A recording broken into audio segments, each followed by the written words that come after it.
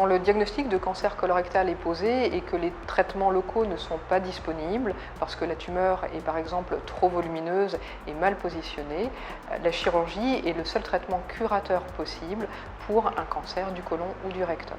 Et à ce moment-là, le patient rencontre le chirurgien en consultation.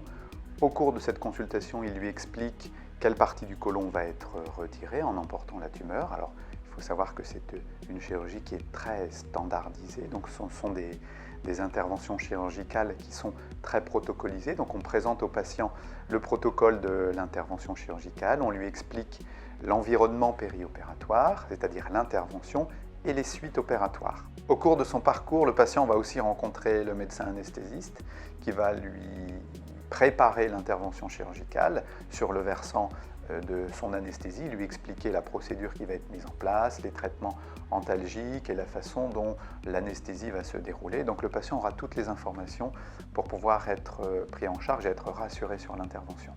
L'intervention s'effectue au bloc opératoire sous anesthésie générale.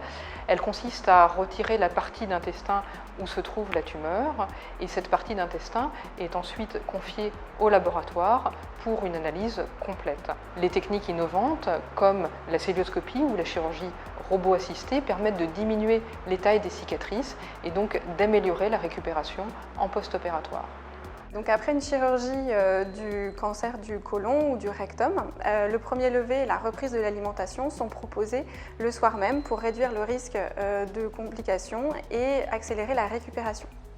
La sortie est autorisée dès que l'alimentation se fait de façon normale et est bien tolérée. Donc après la chirurgie, un comité de concertation pluridisciplinaire composé de gastro-entérologues, de chirurgiens digestifs, d'oncologues et d'anatomopathologistes se réunit pour discuter si la suite de la prise en charge consistera plutôt en une simple surveillance ou une chimiothérapie. Et le patient est reconvoqué 2 semaines plus tard pour une consultation avec le chirurgien qui lui expliquera la décision de cette réunion de concertation pluridisciplinaire.